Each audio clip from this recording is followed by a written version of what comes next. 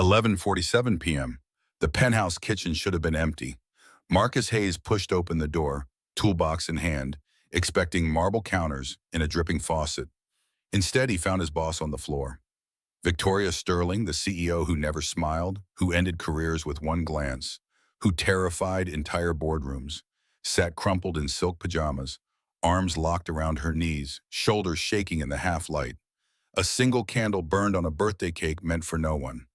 Behind her, a photograph clung to the wall, a little girl with dark curls and a smile that looked hauntingly familiar. Victoria's head jerked up. Mascara streaked down her porcelain face like war paint dissolving in defeat. Their eyes locked. His toolbox hit the floor, metal clanging against tile, shattering the sacred silence. She didn't scream, didn't order him out. Her voice came out broken, barely above a whisper, and the words sliced through him like glass. Please forget what you saw here. But Marcus couldn't forget. Not the rawness in her eyes, not the child's worn bracelet peeking from beneath her sleeve, and certainly not the truth that this moment would crack open, that the most powerful woman he'd ever known was carrying a grief so heavy it had been slowly killing her in silence. Marcus had been working at Sterling Technologies for 3 years, fixing broken things in a building full of people who barely noticed he existed. He wore the same navy blue uniform every day, carried the same dented toolbox his father had given him before the old man's heart gave out, and moved through the gleaming corridors like a ghost. Most employees didn't bother learning his name. To them, he was just the maintenance guy. The one who showed up when something stopped working and disappeared the moment it was fixed. That invisibility suited him fine. After Sarah passed 4 years ago, he'd learned to find comfort in being overlooked. It meant fewer questions about the dark circles under his eyes, or why his daughter's lunchbox was always packed with mismatched snacks. It meant he could focus on what mattered, keeping his head down, earning a paycheck, and making sure his 6-year-old daughter, Emma, never doubted that she was loved. The emergency call had come through at 11:15 that night while he was helping Emma with her bedtime routine. She'd been upset because she couldn't draw a perfect rainbow for her art project, and he'd spent 20 minutes sitting beside her, guiding her small hand with his calloused one, showing her how imperfections could be beautiful too. His phone buzzed just as she finally smiled. The building manager's voice was tense. Water damage in the penthouse. Urgent repair needed. CEO personally requested the best technician. Marcus had kissed Emma's forehead, promised Mrs. Rodriguez next door would check on her every 30 minutes, and driven through empty streets wondering what kind of emergency couldn't wait until morning. He'd worked on Victoria Sterling's floor before, replacing light fixtures and unclogging drains, but he'd never been to her private residence. The woman was a legend in the building. 31 years old and already running a tech empire, featured in magazines with headlines about her ruthless business strategies and her refusal to discuss anything personal. People whispered that she was brilliant but cold, that she'd turned down acquisition offers worth billions because she wouldn't compromise her vision. Someone in the break room once joked that Victoria Sterling didn't have a heart. She had a processor instead. The penthouse elevator required a special key card. The building manager had given it to him with strict instructions. Fix the problem, don't touch anything else, and absolutely do not disturb Ms. Sterling. The doors opened to reveal a space that looked more like a museum than a home. White walls, minimalist furniture, everything arranged with mathematical precision. There were no photographs on display, no clutter, no signs that an actual human being lived there. The silence pressed against his eardrums. He'd found the kitchen easily enough, following the sound of dripping water. And that's when he'd pushed open the wrong door, the second door, not the maintenance closet, the one that led to Victoria Sterling's private sanctuary. The one that revealed the woman behind the armor was breaking apart in ways nobody was supposed to see. Now standing frozen in the doorway with his toolbox scattered at his feet, Marcus watched as Victoria Sterling transformed. The vulnerability vanished like smoke. She rose to her feet with the mechanical precision of someone who'd practiced hiding pain until it became muscle memory. Her hands moved to smooth her hair, to wipe her face, to rebuild the fortress, but her fingers trembled. The birthday cake sat between them like evidence of something forbidden. Chocolate frosting, a single candle burned down to a nub, and piped letters that read "Happy Birthday, Lily" in pink icing. The photograph on the wall showed the same little girl, maybe 4 years old, laughing in a park with her arms wrapped around a younger version of Victoria. The resemblance was unmistakable. Same dark curls, same delicate features, same eyes that seemed to hold entire universes. Marcus's throat tightened. He knew that look in Victoria's eyes because he'd seen it in his own mirror every morning for 4 years. It was the look of someone who'd lost the person they loved most and had no idea how to keep living anyway. His voice came out rough. "I'm sorry. The building manager said the kitchen. I thought—" Victoria held up one hand, cutting him off.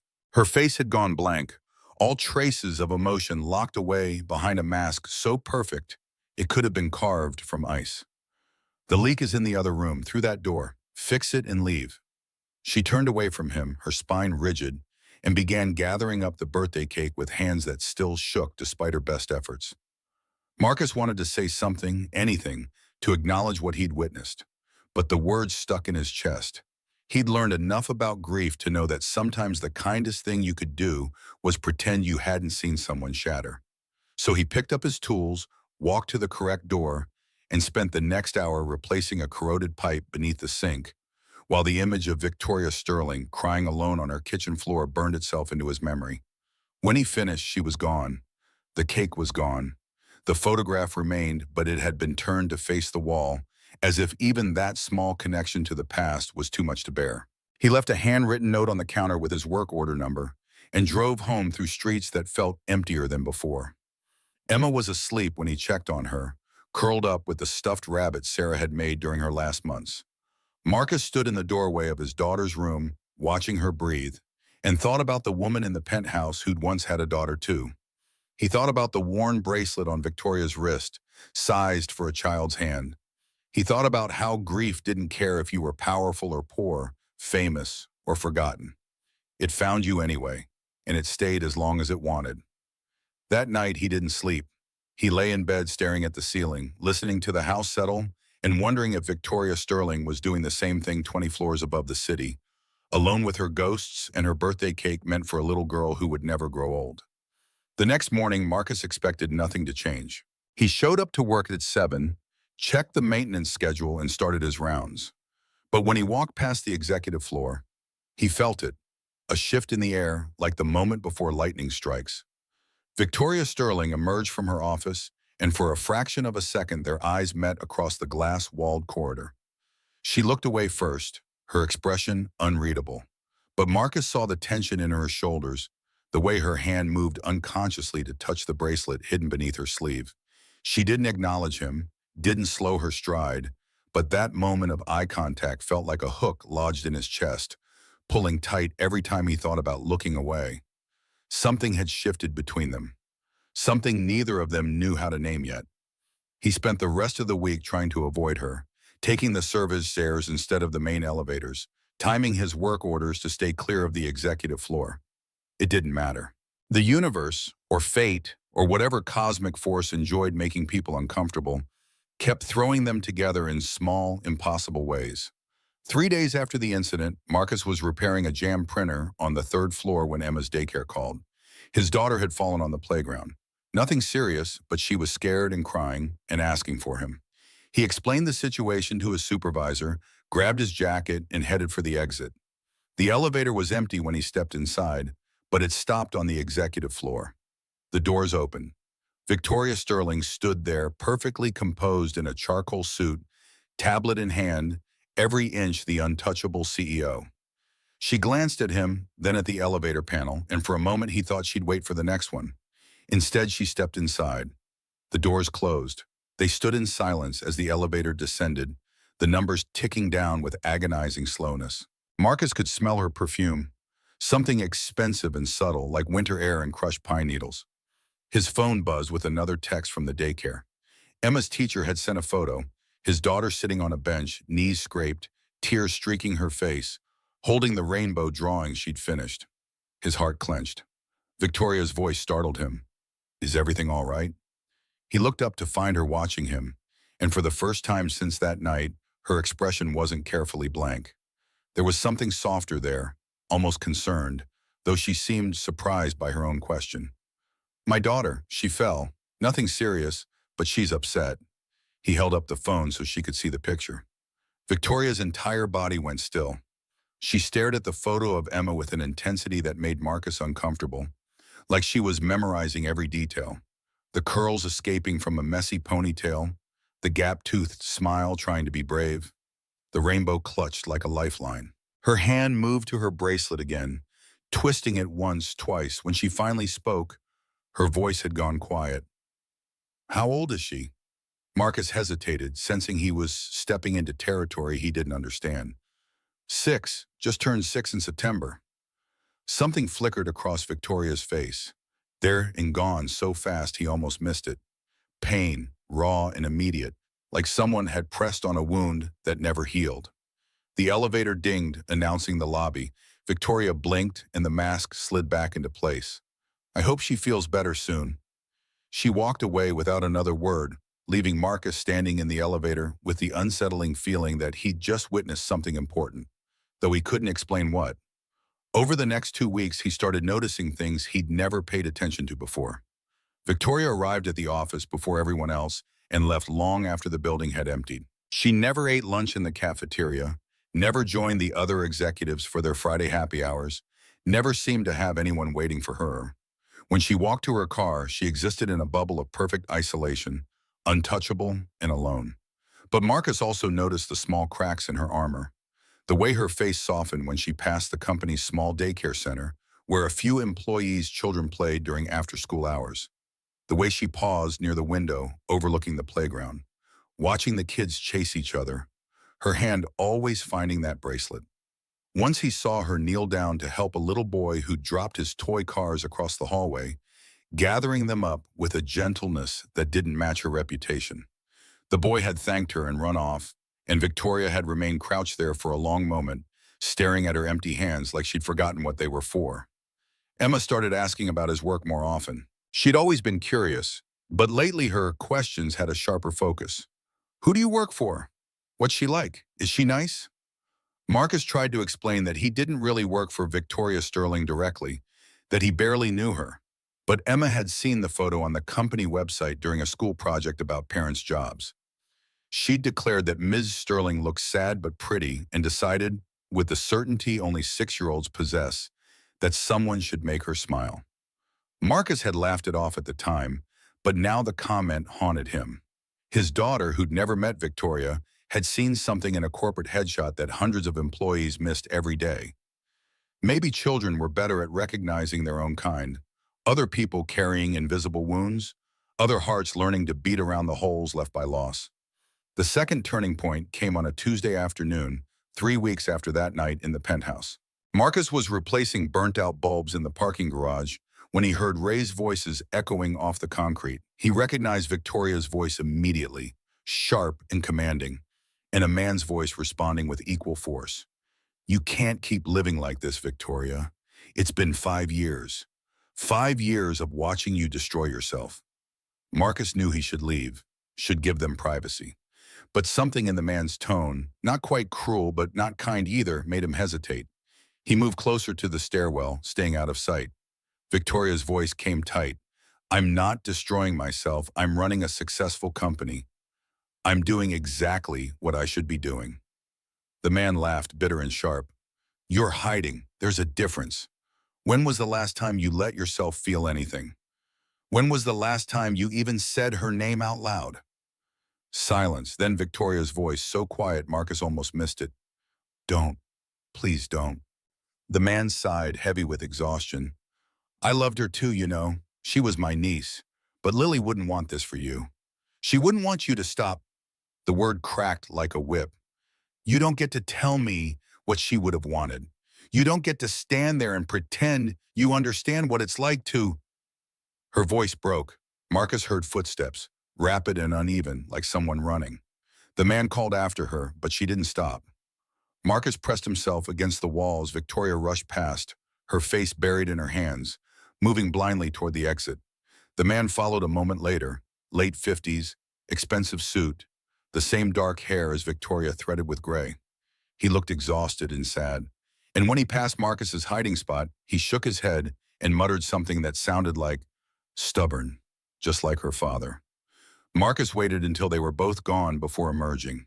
His hands were shaking. He'd pieced together enough now to understand the shape of Victoria's grief, even if he didn't know all the details. A daughter named Lily, gone for 5 years, a family that tried to help but didn't know how, and a woman who'd built walls so high and thick that she was suffocating inside them, alone in a prison of her own making. That night he told Emma a story, not a fairy tale, but something closer to the truth, about a queen who lived in a tall tower and forgot how to smile.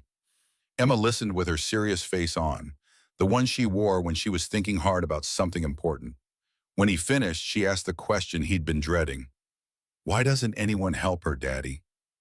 Marcus tucked the blanket around her shoulders, searching for an answer that would make sense to a 6-year-old. Sometimes people don't know how to ask for help, or they think they don't deserve it. Emma frowned, considering this. Then she scrambled out of bed, grabbed her crayons and construction paper, and started drawing with the focused intensity she brought to all her art projects. She worked for 20 minutes while Marcus watched, bemused, until she held up her creation. A rainbow, bright and cheerful, with "You are not alone," written in her careful first-grade handwriting at the bottom. She'd drawn 2 stick figures holding hands beneath the rainbow, one tall with dark hair, one small with curls. Can you give this to the sad queen? Maybe it will help. Her eyes were moist and earnest, full of that particular brand of hope that children carried before the world taught them cynicism. Marcus's throat tightened. He thought about explaining why that might not be appropriate, why Victoria Sterling probably wouldn't appreciate a child's drawing, why it was better to leave well enough alone. But then he thought about the birthday cake with Lily's name, the photograph turned to face the wall, the woman crying alone in her empty penthouse. He thought about how Sarah used to say that small kindnesses could save lives, even when you couldn't see the impact right away. Yeah, sweetheart, I'll make sure she gets it. The next morning, before his shift started, Marcus rode the elevator to the executive floor with Emma's rainbow tucked inside a manila envelope. The administrative assistant, a brisk woman named Patricia Chen, who usually treated him like furniture, gave him a suspicious look when he approached her desk. I need to deliver something to Ms. Sterling. It's personal. Patricia's eyebrows rose. Ms. Sterling doesn't accept personal deliveries. Marcus met her gaze steadily. She'll want this one, trust me. Something in his expression must have convinced her, because after a long moment she took the envelope and nodded. I'll see that she gets it. He tried not to think about it for the rest of the day, focusing instead on his work orders and staying busy enough that his mind couldn't wander. But at 4:30 that afternoon, his supervisor called him into the office with an odd expression. You've been requested. Penthouse. Ms. Sterling specifically asked for you. He slid a work order across the desk. Marcus's heart kicked hard against his ribs. He took the work order, noted the vague description, minor repair needed, and headed for the elevator with the feeling of walking towards something inevitable. The penthouse was different in daylight. Sun streamed through floor-to-ceiling windows, making the white walls glow, transforming the space from a mausoleum into something almost welcoming. Victoria stood at the window overlooking the city, still wearing her work clothes, but with her jacket draped over a chair, her shoulders less rigid than usual. She didn't turn when he entered. There's nothing broken. Marcus stopped at the middle of the room, toolbox in hand, waiting. After a long moment, Victoria turned to face him. Her eyes were red-rimmed but dry, and she was holding Emma's rainbow drawing like it was made of glass. Your daughter drew this. It wasn't a question, but Marcus nodded anyway. She wanted you to have it. She thought you looked sad. Victoria's fingers traced the stick figures at the bottom of the page, the 2 hands joined together in crayon solidarity. Children see things adults miss. They haven't learned to look away yet. She moved to the kitchen, to the same counter where Marcus had left his work order 3 weeks ago, and set the drawing down carefully. Then she did something unexpected. She pulled out a photograph from her pocket. Not the one from the wall, but a smaller one, worn soft at the edges from being carried everywhere. This is Lily. She held it out. Marcus approached slowly, like he might with a wounded animal, and took the photo. The little girl was beautiful, 4 years old, maybe 5, with Victoria's dark curls and a smile that lit up the whole world. She was wearing a yellow dress and holding a rainbow pinwheel, frozen forever in a moment of pure, uncomplicated joy. Victoria's voice was steady now, like she'd been holding these words inside for so long that they needed to come out or suffocate her. She loved rainbows. Every time it rained, she'd run to the window and wait for one to appear. She believed they were magic bridges that connected sad people to happy ones. Marcus handed the photo back carefully, understanding now why Emma's drawing had broken through Victoria's defenses. What happened? He wasn't sure he had the right to ask, but Victoria sank into one of the kitchen chairs, suddenly looking exhausted. Car accident 5 years ago. I was driving. We were going to her ballet recital. She paused, her hands gripping the edge of the table. A truck ran a red light. I walked away with bruises. She didn't walk away at all. The words fell into the space between them like stones into water, creating ripples that spread and spread. Marcus pulled out the chair across from her and sat down, giving her silence to fill or not, whatever she needed. After a moment, Victoria continued. My husband, ex-husband now, blamed me. Said I was distracted, checking work emails while driving. Maybe he was right. Maybe if I'd been paying more attention, I could have swerved differently, done something, anything. Her laugh was bitter. The divorce was final 6 months after we buried her. He moved to Boston, started a new family, got a chance to try again. I just stayed here, kept working, kept pretending that if I could just build something big enough, successful enough, it would fill the hole she left behind. She looked at him then, really looked at him, and Marcus saw past the CEO, past the Ice Queen, to the mother who'd lost everything. Obviously, that's working out great.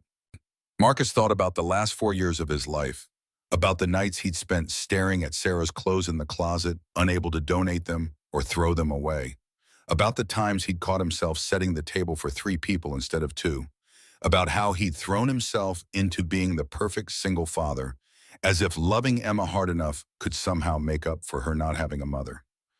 After my wife died, I thought the pain would kill me. Some days I almost wished it would, except I had Emma depending on me. His voice came out rough with memory. For a long time, I just went through the motions. Wake up, feed her, drop her off at daycare, work, pick her up, make dinner, help with homework. Bedtime, repeat. I was so focused on surviving that I forgot how to actually live. Victoria looked at him with those dark, haunted eyes. Does it get easier? The question hung in the air between them, honest and raw. Marcus considered Tiang, offering her the comfortable platitudes people had offered him. Instead, he told her the truth. No, but it gets different. The grief doesn't shrink. You just grow around it. And some days you find moments where you can breathe again without it hurting quite so much. They sat in silence for a while, 2 people who'd loved and lost, who'd been crushed by the weight of it and were somehow still standing. Outside, the sun was setting, painting the sky in shades of orange and gold.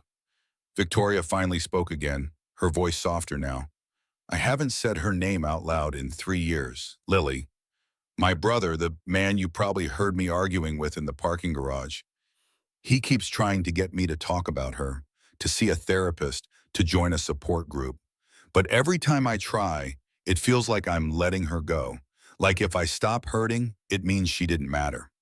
Marcus understood that logic because he'd used it himself, had worn his grief like armor to prove that Sarah had been real and important and worth mourning.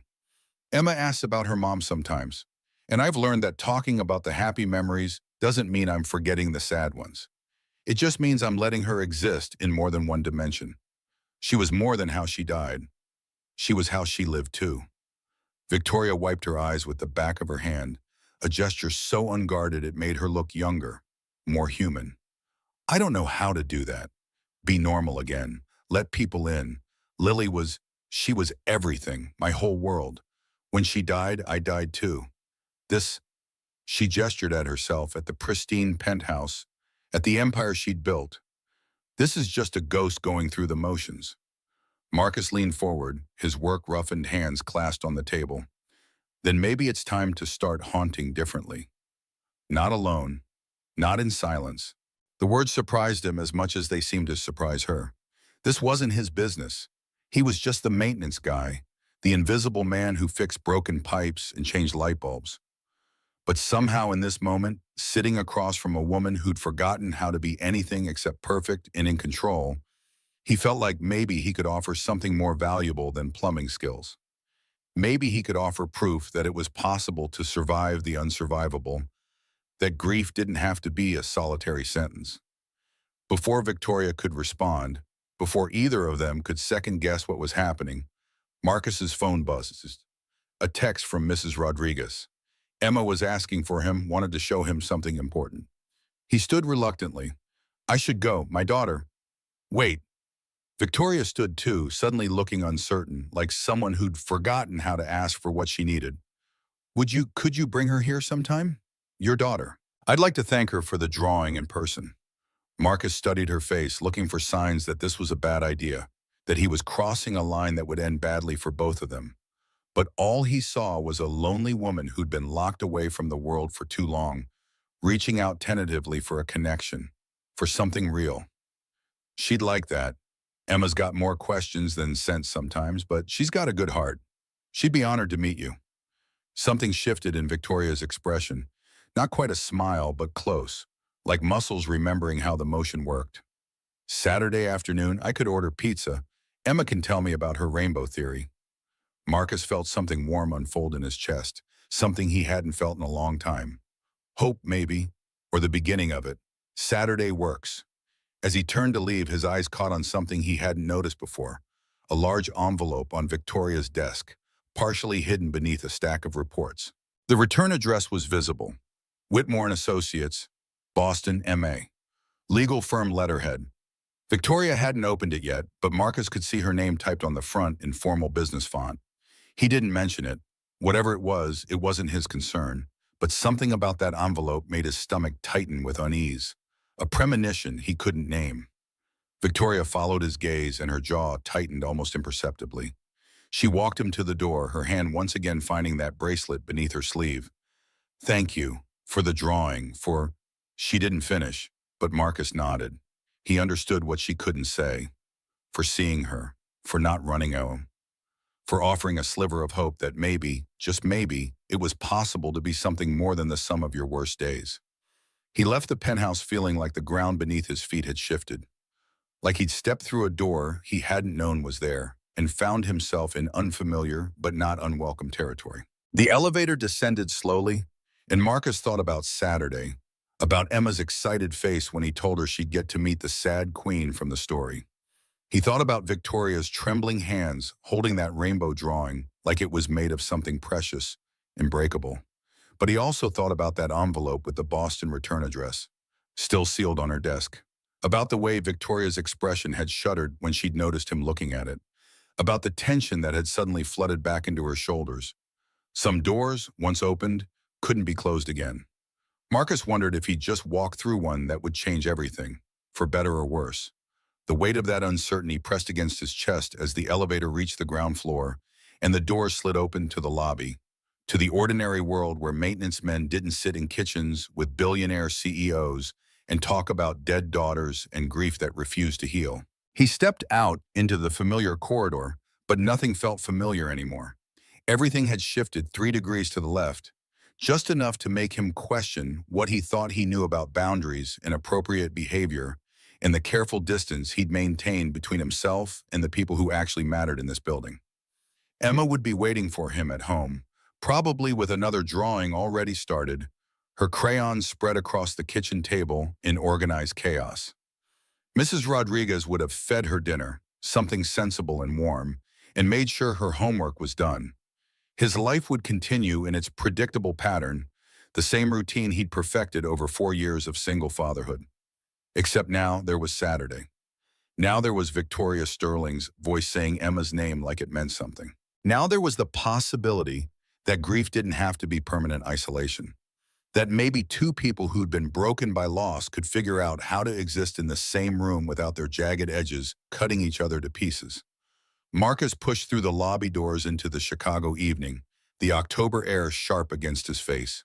Somewhere 20 floors above him, Victoria Sterling was probably standing at her window, looking down at the city lights, holding a child's rainbow drawing and trying to remember what it felt like to believe in magic bridges between sad people and happy ones. And somewhere in Boston, in a law office Marcus had never heard of, someone had sent an envelope that Victoria was afraid to open. Marcus didn't know what was in that envelope, didn't know what threat or demand or painful reminder it contained. But he knew the look he'd seen flash across Victoria's face when she'd noticed it, the look of someone bracing for impact, preparing for the next blow in a series of blows that had been raining down for 5 years. He drove home through streets painted orange by streetlights, past neighborhoods where families sat down to dinner together, past parks where kids played until their parents called them in. Ordinary lives, ordinary griefs, ordinary joys. Nothing like the strange territory he had just stepped into with a woman who ran a billion-dollar company and cried alone on her kitchen floor on her dead daughter's birthday. When he pulled into his driveway, Emma was already at the window, face pressed against the glass, waving frantically. Mrs. Rodriguez stood behind her, patient and smiling.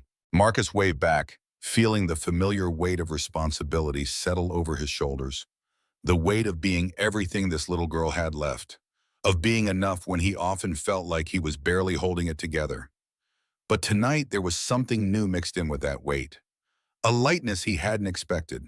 A sense that maybe, just maybe, he wasn't as alone in this as he'd thought. That somewhere in this city, someone else understood what it felt like to wake up every morning and choose to keep going when the easiest thing would be to stop. Saturday was 3 days away. 3 days to prepare Emma for meeting someone important.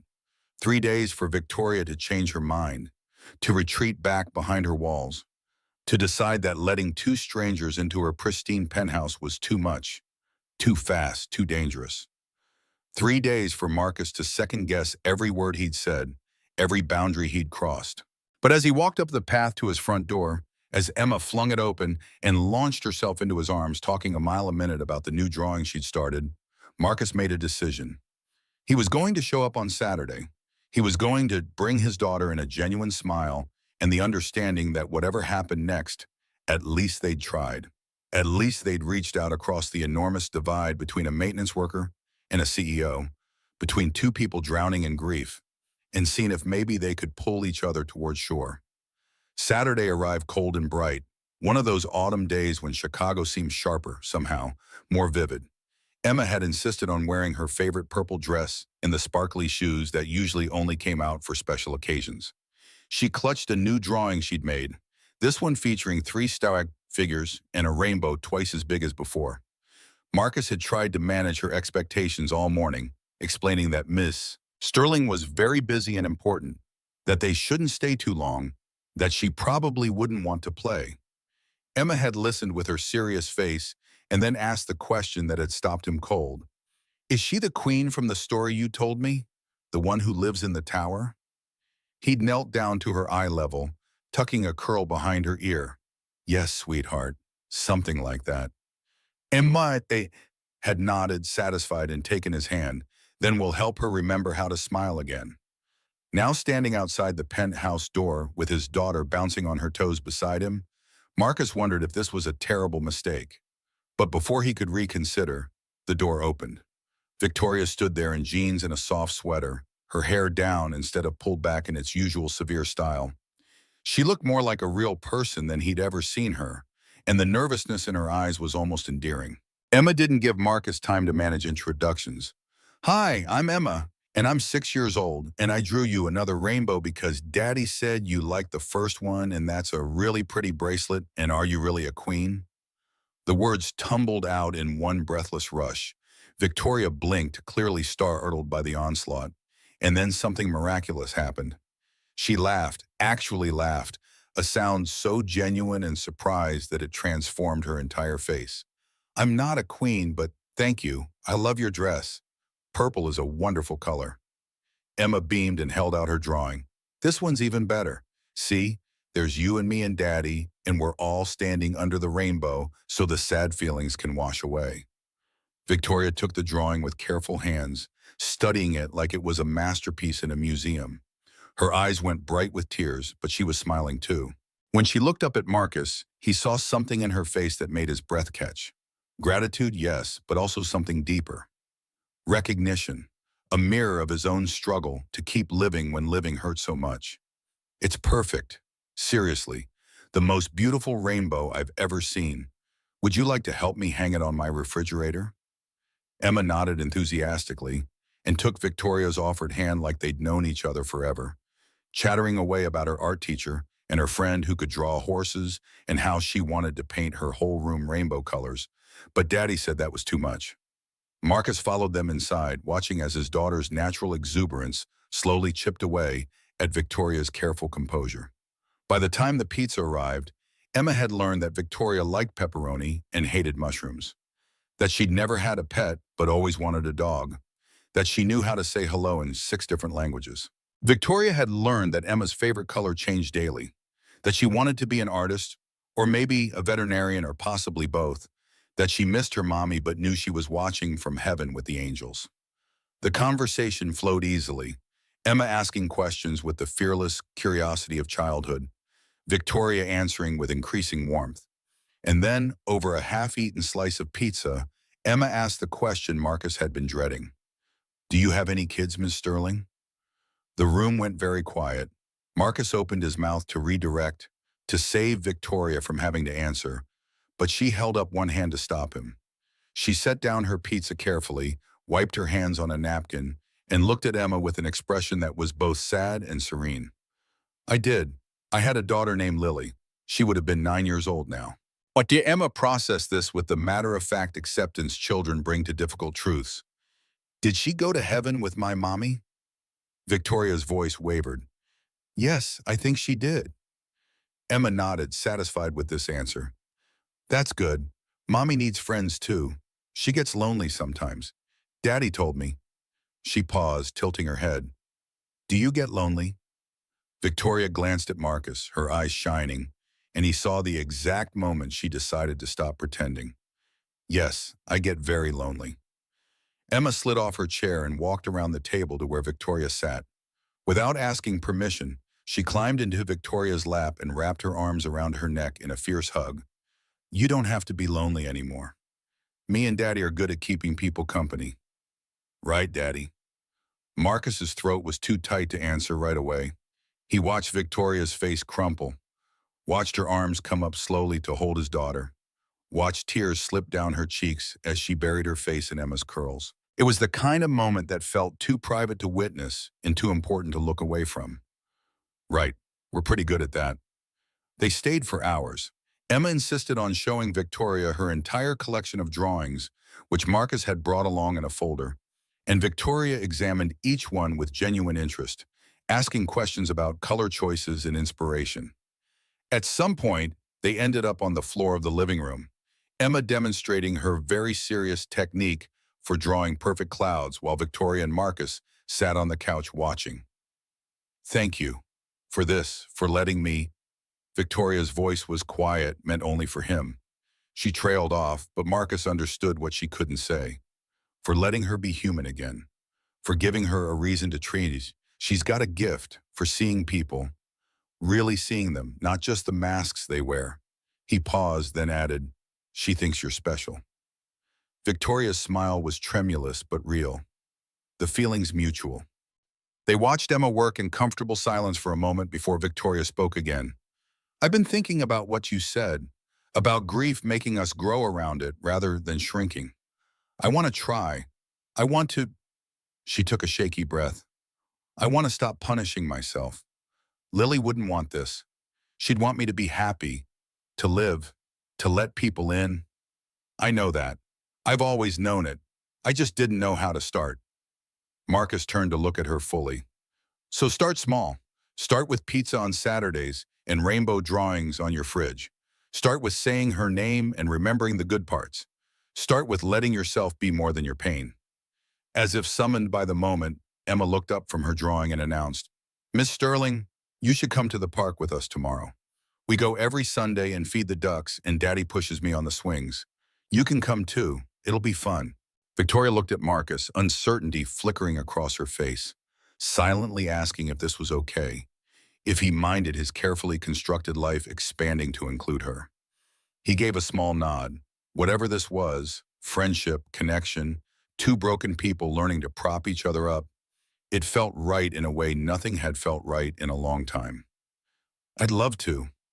That Sunday and many Sundays after became a new kind of normal. Victoria showed up at the park in casual clothes that made her look younger, less guarded, and walked beside Marcus while Emma raced ahead to the duck pond. They talked about everything and nothing, work, weather, movies they'd seen, books they'd read, but they also talked about the hard things, the real things, sharing their grief like a burden that became lighter when divided between two pairs of shoulders.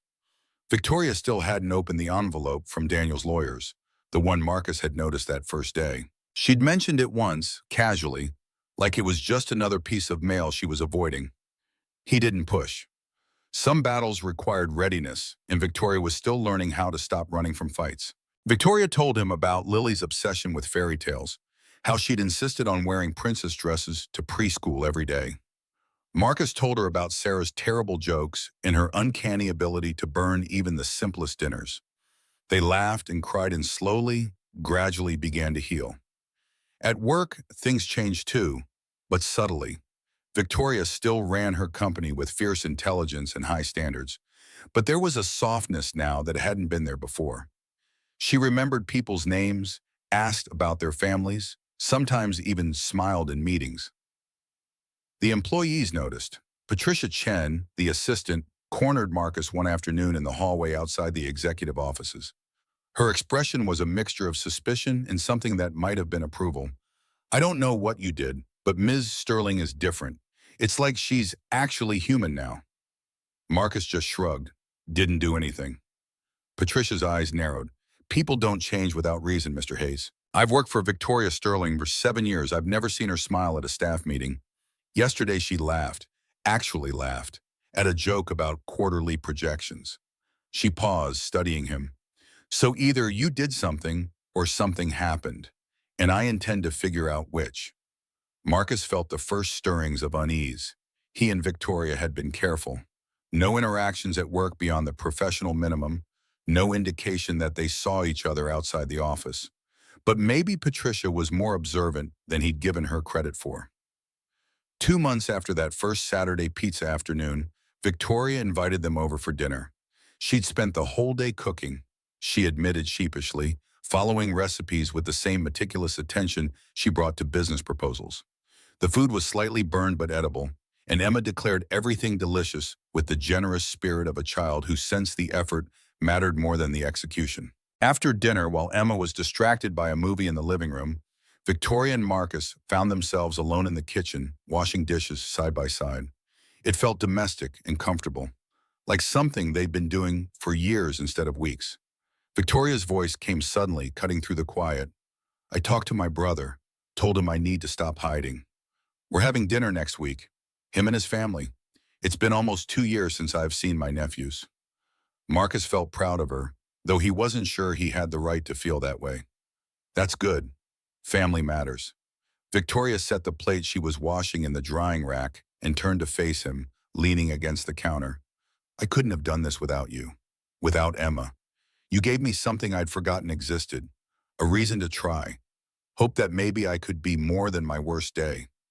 Her voice dropped lower, more vulnerable. "I know this is complicated. I'm your boss. You're my employee. We probably shouldn't be." She gestured vaguely between them, unable or unwilling to name what was growing in the space they shared. Marcus dried his hands on a towel, taking his time, thinking about what he wanted to say. "I spent 4 years locked away too, convinced that moving forward meant betraying Sarah's memory. But grief isn't loyalty, Victoria. And healing isn't forgetting. It's just choosing to keep living anyway." He stepped closer, close enough to see the flecks of gold in her dark eyes, to notice the way she was holding her breath. "Whatever this is, friend or something more, I think we're allowed to find out. I think we're allowed to be happy again, even if it feels wrong at first. Especially if it feels wrong at first." Victoria's eyes filled with tears, but she was smiling too. "I'm scared of wanting this, of it being taken away, of history repeating itself." Marcus understood that fear intimately. It lived in his chest, too, a constant whisper that anything good was temporary, that love was just setting yourself up for loss. But he'd learned something important over the past few months, watching his daughter grow braver and watching Victoria emerge from her self-imposed exile. Being scared means we're still alive, means we still have something worth protecting. I'd rather be scared and trying than safe and alone. Victoria let out a shaky breath, and then, before either of them could overthink it, she closed the distance between them and kissed him. It was tentative and sweet, tasting of hope and possibility, and the strange courage it took to let yourself be vulnerable again. When they broke apart, she rested her forehead against his. So we try. Marcus thought about Emma in the next room, about the rainbow drawings covering the Victoria's refrigerator, about two people who'd lost everything learning to build something new from the rubble. Yeah, we try. The next morning at work, Patricia's face was stone when Marcus arrived. She intercepted him before he could even reach the service elevator. Miss Sterling, we need to talk. It's urgent. Her voice was clipped, professional, but there was something underneath. Concern, maybe, or warning. Marcus followed her to a small conference room where Victoria was already waiting, her expression carefully neutral, but her hands gripping the edge of the table too tightly. There's been a development. Someone leaked photos. Patricia pulled up an image on the conference room screen. Marcus and Victoria at the park with Emma, taken from a distance with a telephoto lens. The three of them were laughing, Victoria's hand on Emma's shoulder, Marcus standing close enough that it was obvious they were together. An anonymous tip was sent to the board. Two members have called an emergency meeting. They're citing conflict of interest and compromised judgment. Victoria's jaw tightened. Who sent them? Patricia shook her head. Anonymous email routed through multiple servers, untraceable. But someone wants this relationship public, and they want you held accountable for it. Marcus felt ice settle in his stomach. This was what he'd been afraid of. Not just gossip, but actual consequences. Victoria could lose her position, her company, and it would be his fault for crossing a line he'd known better than to cross. I'll resign, tell the board it's over, that it was a mistake. Victoria cut him off, her voice sharp. No, we're not doing that. We're not lying, and you're not falling on your sword for me. She stood, squaring her shoulders. Schedule the board meeting. I'll handle this.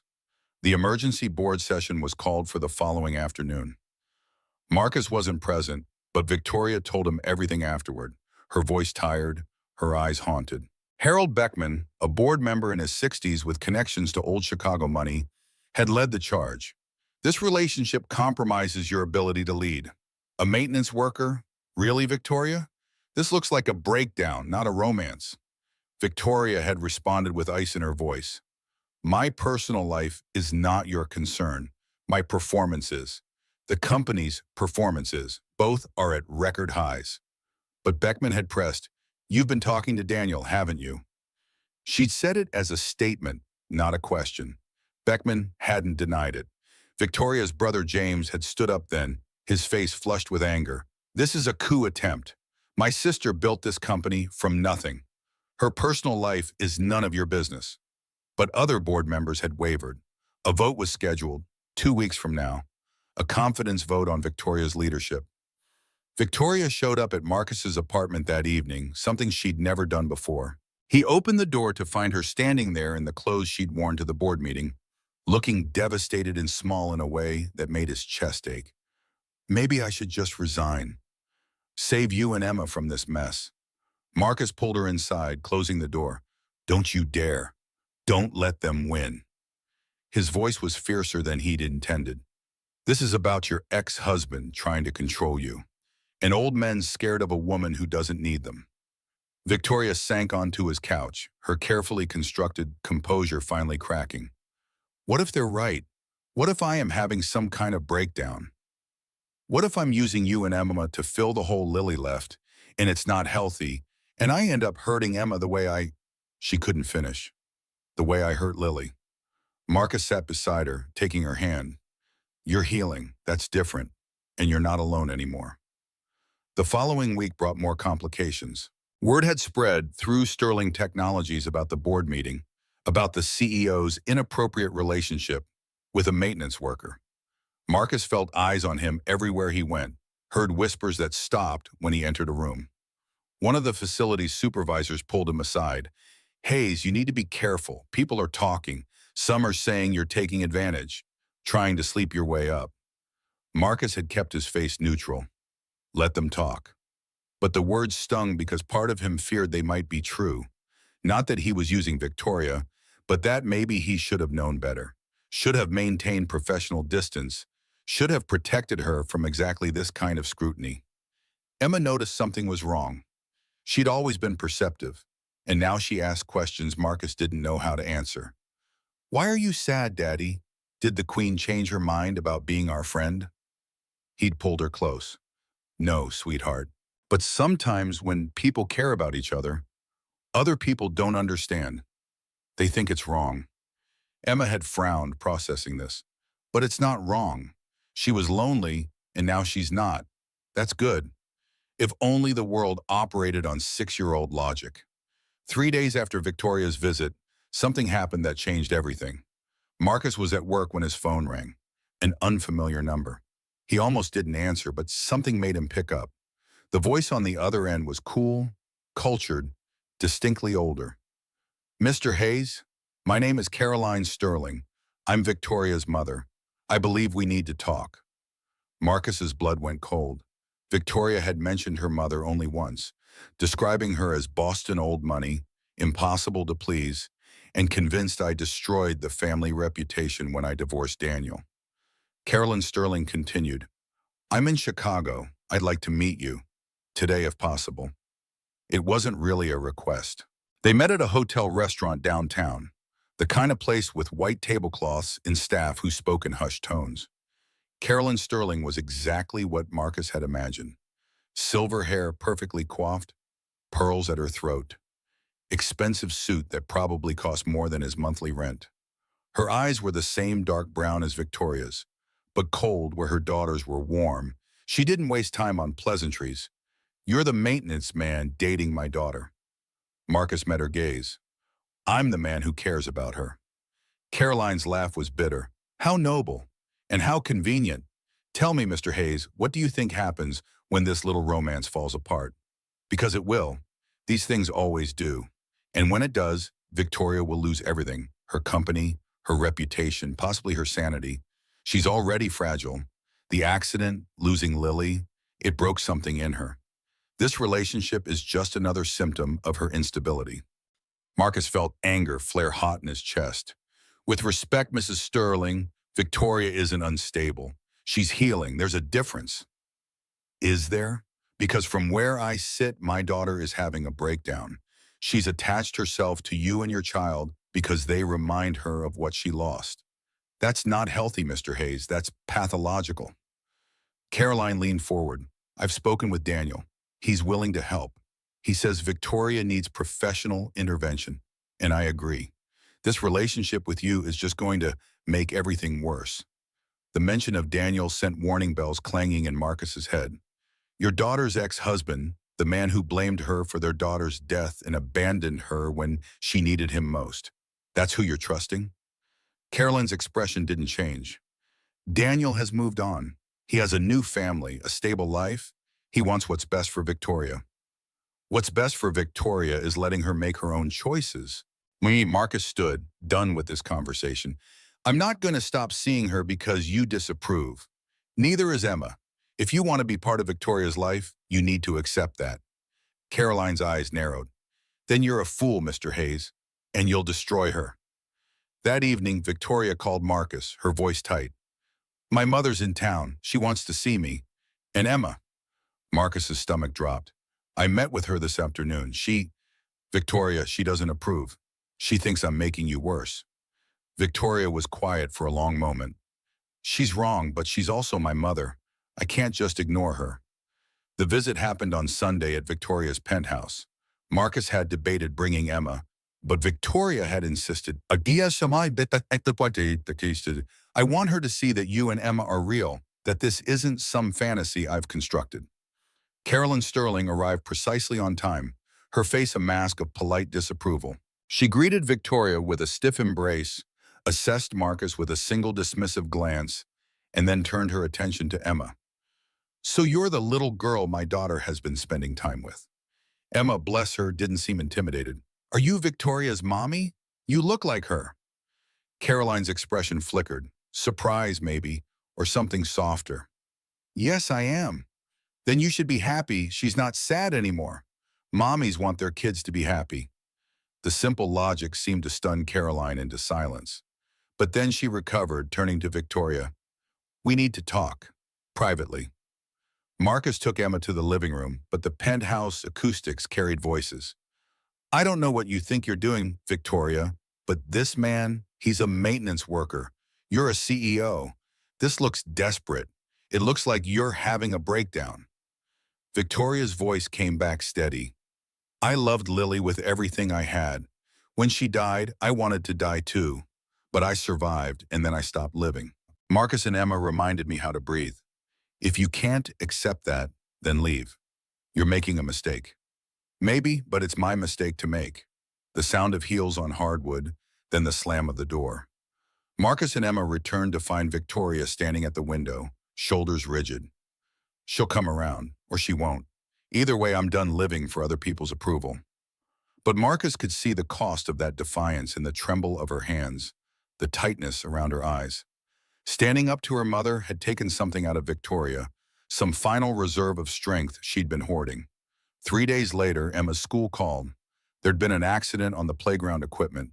Emma had fallen from the monkey bars, hit her head. An ambulance was on the way to Children's Memorial Hospital. Marcus dropped everything.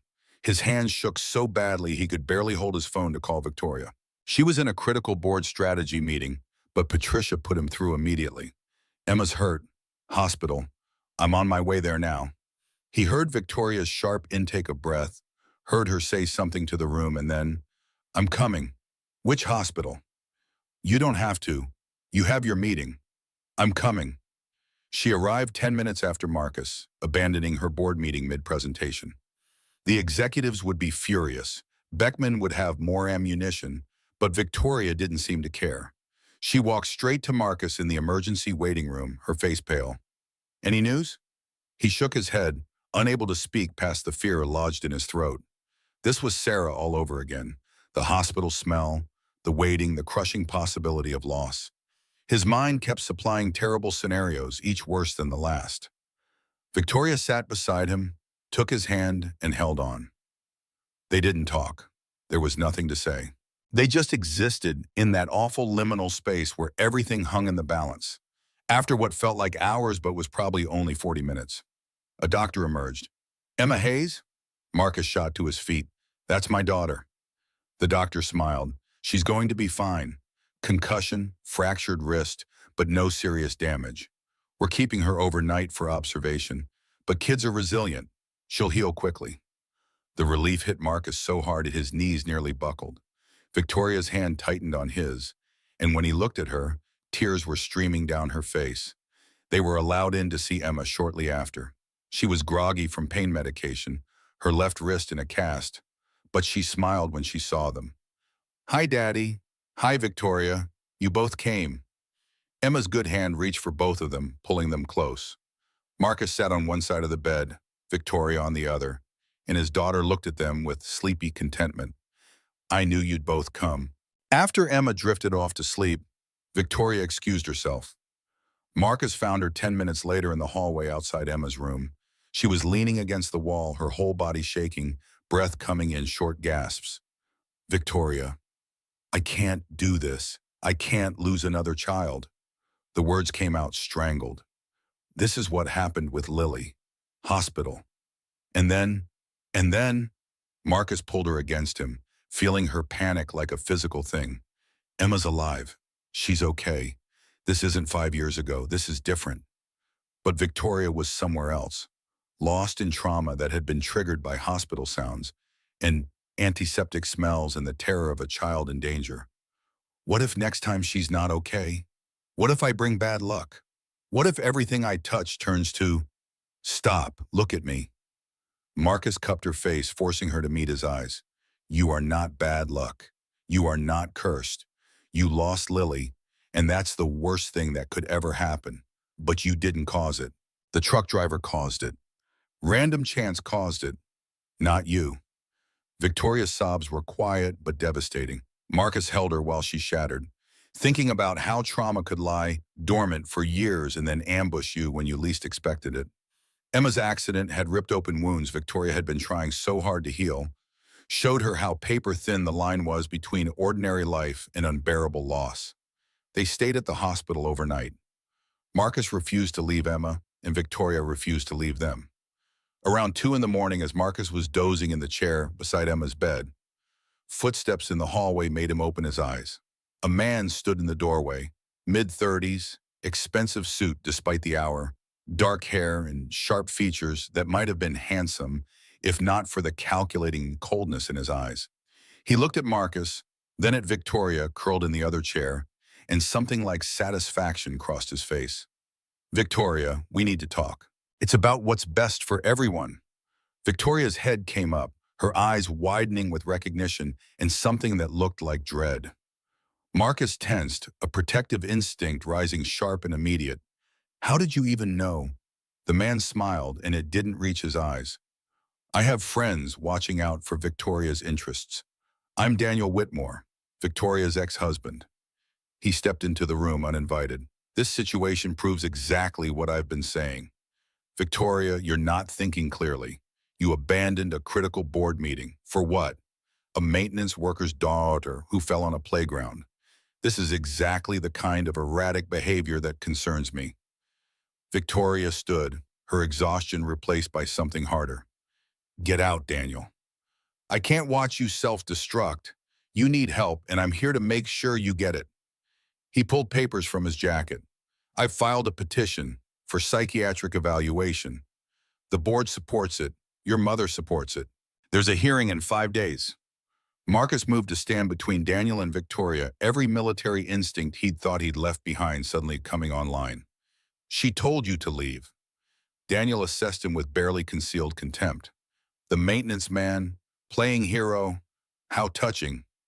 He turned back to Victoria. You're destroying your life. Can't you see that? This relationship, the way you're acting, it's not healthy. Let me help you. Help me. You abandoned me when Lily died. You blamed me, divorced me, and moved on to a new family in less than a year. Now you want to help? Victoria's voice was steel. Get out of this hospital, Daniel, and stay away from me. Daniel's expression hardened. You have 5 days to come to your senses. After that, the courts will decide if you are competent to run your own company. He left, and the silence he left behind felt poisonous. Victoria sank back into her chair, all the fight draining out of her. He's going to take everything. The company, my reputation, everything I've built. Marcus crouched beside her chair. We'll fight this. Together.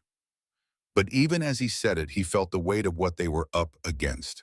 Daniel Whitmore had money, connections, board members on his side. He had Victoria's own mother supporting his claim. And he had evidence, the photos, the abandoned board meeting, the erratic behavior. Marcus looked at his sleeping daughter, her small hand in a case, her face peaceful in medicated dreams. He'd brought this into their lives, the scrutiny, the danger, the complications. Maybe Caroline had been right. Maybe he was destroying Victoria just by being in her orbit.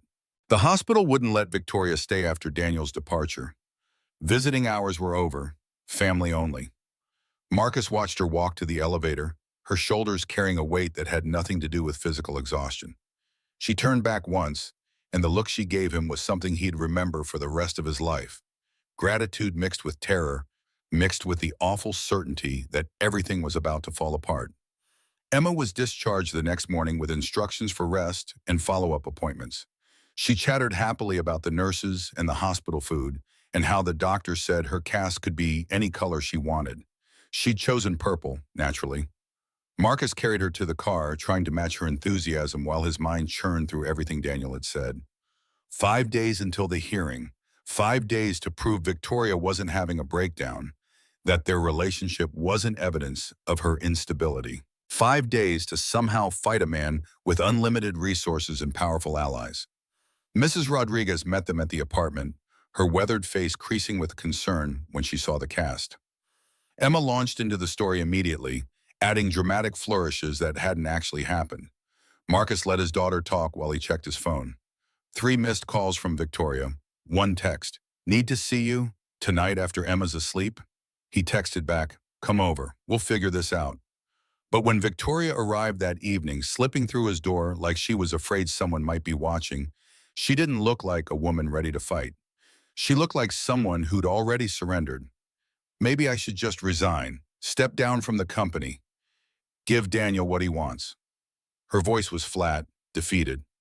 It would save Emma from being dragged into this. Save you from losing your job.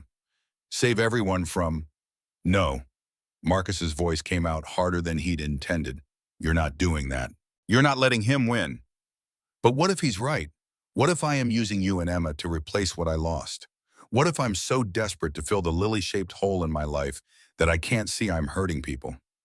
She sank onto his couch, burying her face in her hands. The board meeting I abandoned, that was critical strategy. Millions of dollars in negotiations.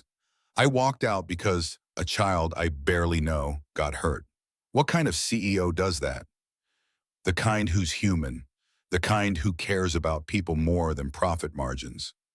Marcus sat beside her. You chose a scared kid over a business deal. That makes you more fit to lead, not less. Victoria's laugh was bitter. Try telling that to Harold Beckman in the board. They're going to crucify me. And they should. I've been distracted, unfocused. Everything Daniel said is true. Everything Daniel said is designed to make you doubt yourself. But Marcus could see his words weren't landing. Victoria had spent 5 years building walls, and now those walls were collapsing inward, crushing her under their weight. 3 days before the hearing, Marcus was fixing a ventilation issue in the East Wing when Patricia Chen found him. She looked around to make sure they were alone, then pressed a flash drive into his hand. I've been with Victoria for 7 years. I know what a breakdown looks like, and this isn't it. Patricia's voice was urgent, almost angry. I've documented everything: company performance metrics, employee satisfaction scores, innovation benchmarks. Every indicator shows Victoria's leadership has gotten stronger over the past 3 months, not weaker. Take this to the hearing. Marcus stared at the flash drive. Why are you helping? Because I was wrong about you. I thought you were taking advantage. But watching her these past months, she's been more present, more effective, more herself than she's ever been. Patricia's expression softened slightly. And because Daniel Whitmore is a manipulative bastard who destroyed her once, I'm not letting him do it again. That night, Marcus sat with Victoria and James Sterling, Victoria's brother, who'd flown in from the New York office for the hearing. James spread the contents of the flash drive across Victoria's dining table while going through their strategy. Patricia's data is solid, but it's not enough. We need character witnesses, people who can testify to your competence. James looked at Marcus. I also need to know who you are, really are, because the first thing Daniel's lawyers will do is tear you apart, questioning your motives, your background, your intentions. Marcus felt the old discomfort rising. I'm nobody. Just a maintenance worker. That's not true, though, is it? James pulled out a folder. I had someone look into your background. Army Corps of Engineers, honorable discharge, specialized in structural engineering. Commendations for problem solving under pressure. So why are you fixing pipes in a Chicago office building? Marcus's jaw tightened. Because after my wife died, I needed something simple.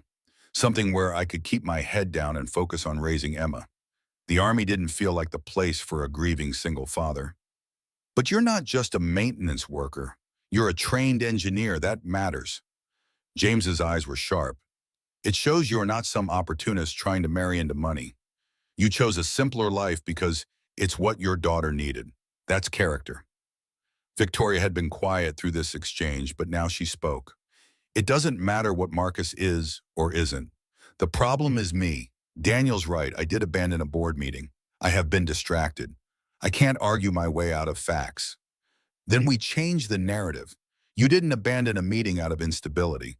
You left because you're finally learning to be human again after 5 years of emotional shutdown. James looked at his sister. Which do you think looks worse to the public? A CEO who cares about people or a CEO who's an unfeeling robot?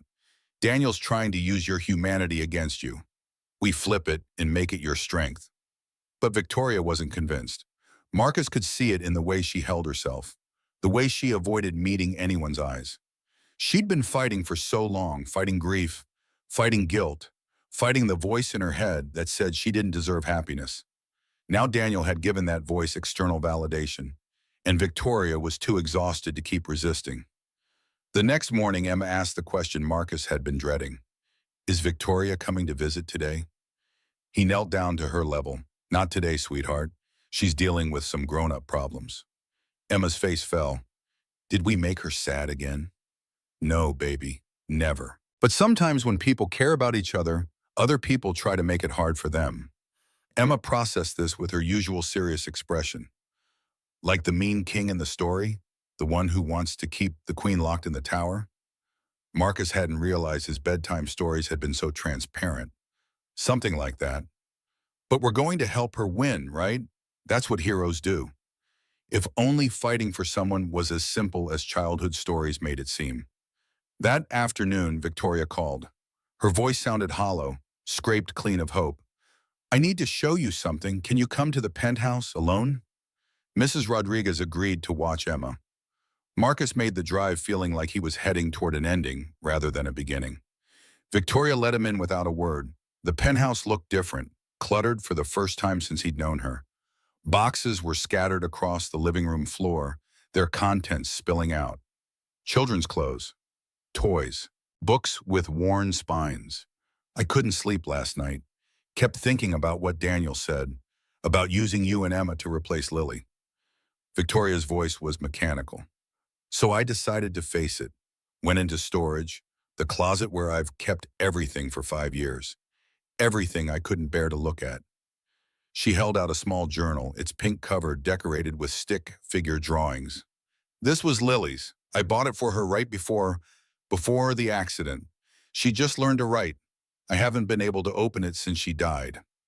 Marcus took the journal carefully, feeling the weight of grief and memory and 5 years of avoidance in his hands. Victoria nodded at him. Permission, or maybe a plea for him to be the one to look first. He opened it to the last entry, dated the day before Lily died. The handwriting was childish but careful, each letter formed with concentration. Today, Mommy was huaitan. She had to work a lot, but I'm not mad. I told her I love her no matter what. She hugged me so tight and cried a little. She said, I love you more than the whole world, Lilybug.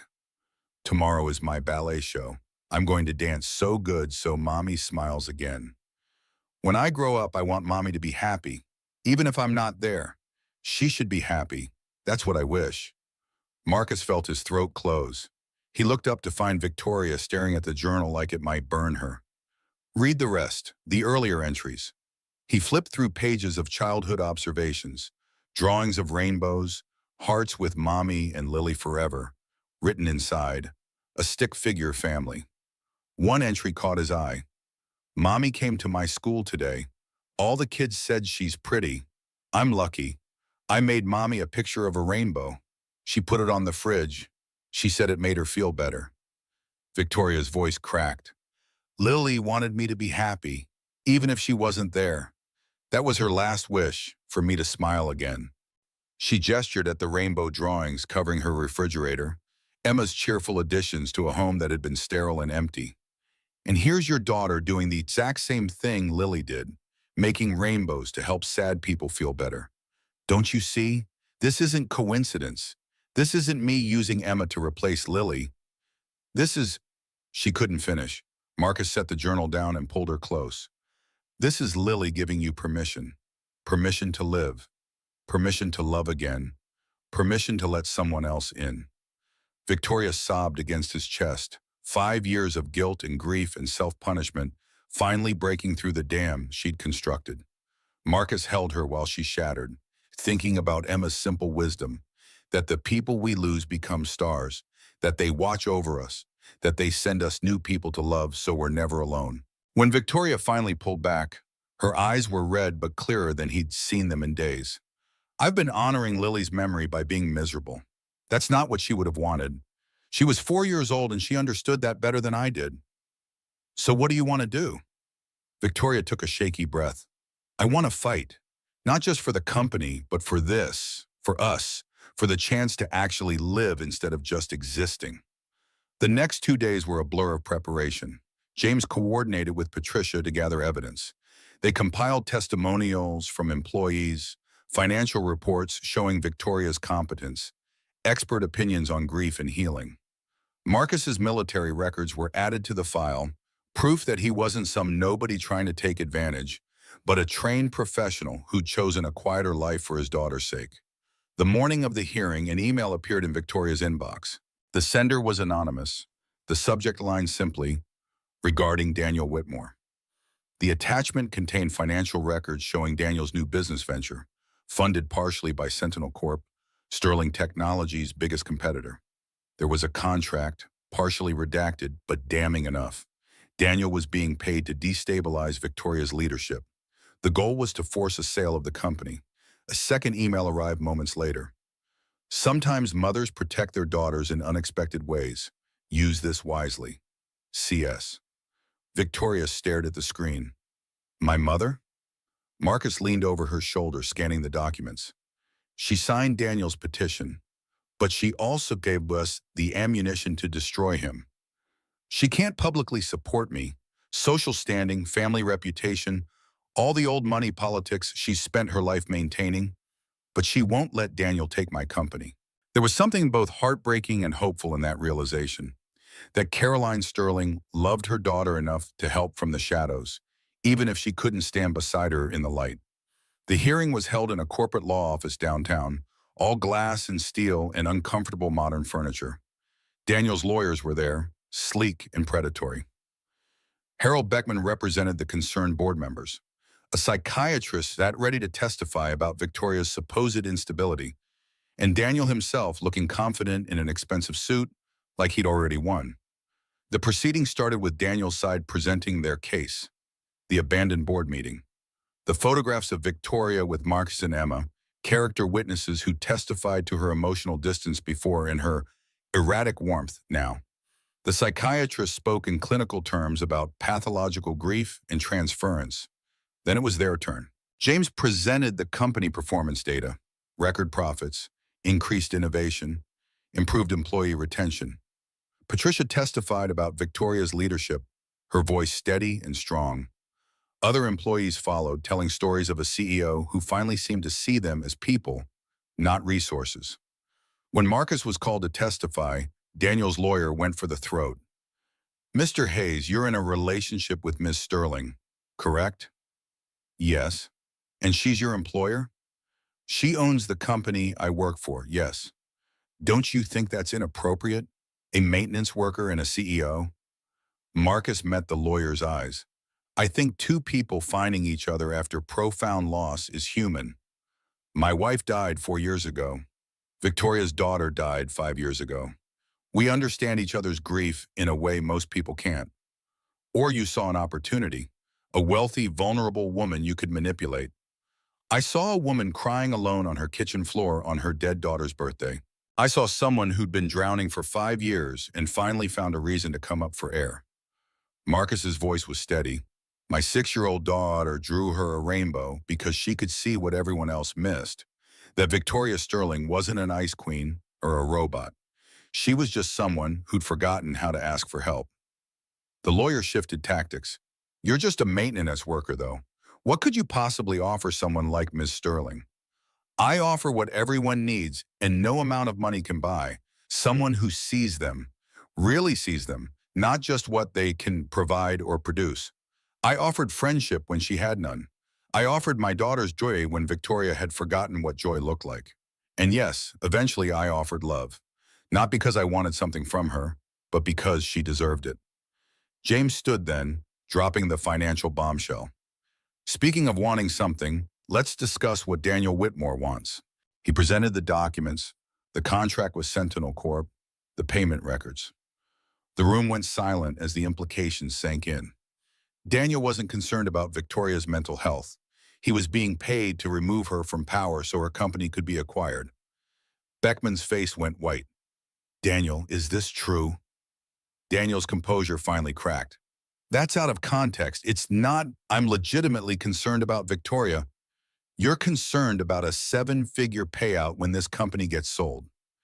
James's voice was ice. You tried to have your ex-wife declared incompetent so you could profit from her downfall. That's not concern, that's criminal. The hearing dissolved into chaos. Daniel's lawyers tried to regroup, but the damage was done. The psychiatrist's testimony suddenly seemed like paid propaganda.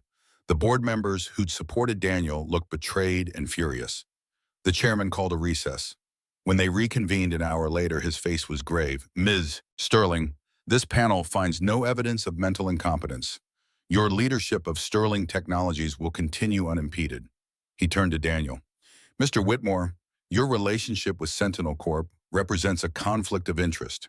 You're to remove yourself from all matters involving Sterling Technologies, effective immediately. Daniel stood, his face a mask of barely controlled rage. He looked at Victoria with something like hatred. You'll regret this. But Victoria didn't flinch. No, I won't, because for the first time in 5 years, I'm living instead of just surviving, and you can't take that away from me. Daniel stormed out.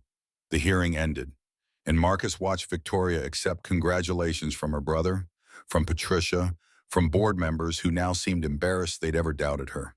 She handled it all with grace, but Marcus could see the exhaustion underneath. When they finally left the building, stepping out into Chicago spring sunshine, Victoria stopped on the sidewalk and just breathed. Marcus stood beside her, not touching, just present. I keep waiting for it to feel like victory. It just feels like survival. Her voice was quiet, like I escaped something terrible, but I'm still shaking from how close it came. That's normal. Give it time. They walked to where his truck was parked, and for a moment they just stood there in companionable silence. Then Victoria turned to him. Thank you for fighting, for not running when this got complicated.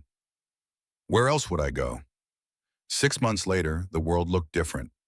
Victoria had kept her word about scaling back, delegating more, trusting her team, leaving the office at reasonable hours. She saw a therapist twice a week, working through layers of guilt and grief that had calcified over 5 years. Marcus had been promoted to facilities manager, moved to a different reporting structure to satisfy HR requirements. Emma thrived, her cast long gone, her collection of rainbow drawings expanding to fill both Marcus's apartment and Victoria's penthouse. On a Sunday morning in late spring, they went to the park, their ritual now as fixed as sunrise. Emma ran ahead to the duck pond while Marcus and Victoria walked behind, their hands loosely linked. The Chicago morning was bright and clear, the kind of day that made you believe winter would never return. Emma's shriek of delight cut through the air. Look, a rainbow! A brief morning shower had passed while they weren't paying attention, and now the sky held a perfect arc of color stretching from one end of the park to the other. Emma was jumping up and down, pointing, her joy so pure it hurt to witness. Victoria stopped walking. Marcus felt her hand tighten on his. Do you remember what I told you? About Lily believing rainbows were magic bridges? I remember. She thought they connected sad people to happy ones.